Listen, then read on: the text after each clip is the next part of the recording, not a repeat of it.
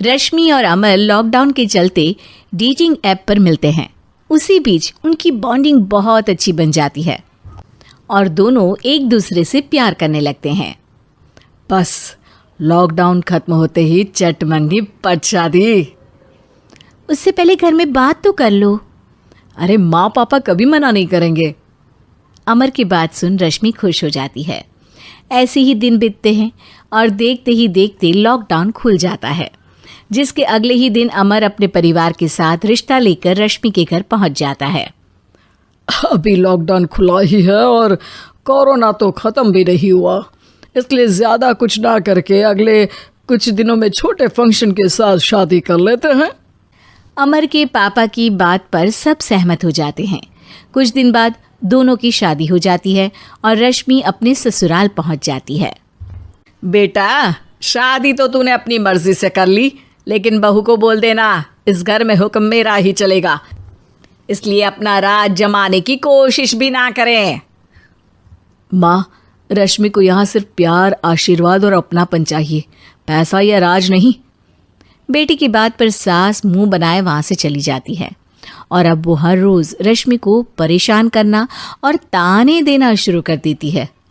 देखो, ये है आजकल की लड़की, इंटरनेट पर लड़कों से बातें करते हुए इन्हें शर्म भी नहीं आती, और यहाँ तो देखो कितनी सीधी सुशील बनकर दिखा रही है।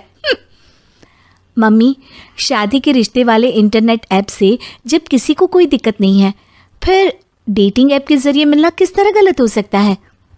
रश्मि के डेटिंग ऐप वाली बात सुन उसकी हैरान सास तुरंत तुनक कर पूरे घर को सिर पर उठा लेती है, जिसकी आवाज़ सुन अमर और उसके पापा भी वहाँ आ जाते हैं। हाय मेरी माता, इतना बड़ा झूठ! डेटिंग ऐप को इंटरनेट के जरिए मिली है बोलकर इस कलमुही को मेरे सर ला बिठा दिया। अरे नास पिटी, तुझे जरा भी शर्म नहीं आई? वहाँ न जाने कितने लड़कों से गुलू गुलू करके तुझे मेरा ही लड़का मिला था फंसाने के लिए। माँ, मुझे तो समझ नहीं आ रहा क्या बोले जा रही हो। डेटिंग ऐप इस्तेमाल करना कोई अपराध नहीं है, और तुम रश्मि को ऐसा कैसे बोल सकती हो? मैं भी तो था उस ऐप पर। पहले उसके लिए माँ से झूठ बोला और अब लड़ाई कर रहा है। सास और अमर की बात सुनकर रश्मि हैरान खड़ी रहती है। अमर, तुमने घर में झूठ क्यों बोला? ये सब देख रही हो ना, इसी की वजह से झूठ बोलना पड़ा। एक तरफ अमर और रश्मि की ये बात चल रही होती है, वहीं दूसरी तरफ सास का नॉन स्टॉप क्लेश सबको परेशान कर देता है। सब एकदम चुप, जो हुआ सो हुआ, अब मुझे कुछ ना सुनाई दे।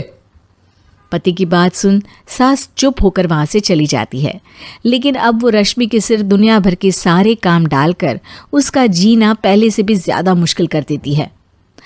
मम्मी, मैं आपका गुस्सा समझ सकती हूँ, आपको जो करना है कर लीजिए, मैं कभी कुछ नहीं बोलूँगी। उम्मीद है किसी दिन तो आपका गुस्सा शांत होगा और नफरत प्यार में बदलेगी। रश्मि की अच्छाई को उसका नाटक समझकर सास गुस्से के 7वें आसमान पर चढ़ जाती है और उसी शाम रश्मि को नीचा दिखाने के लिए अपनी सहेलियों को घर बुलाकर उसकी बुराइयां करने लगती है। अरे कौशल्या, क्या बताऊं, आजकल के बच्चे ना बहुत एडवांस हो गए हैं। पहले रिश्ते घर परिवार वाले सब देख परख के कराते थे, और अब ये लोग खुद न जाने कहाँ कहाँ मिलकर खुद ही सब कुछ पक्का करके हमें बता देते हैं।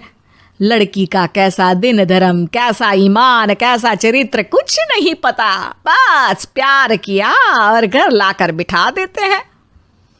अरे ऐसा क्यों बोलती हो? आजकल बच्चे अपने आप में बहुत समझदार हो गए हैं, और फिर पूरी जिंदगी तो उन दोनों को ही साथ निभानी है। अपनी पसंद से शादी कर भी ले तो क्या दिक्कत?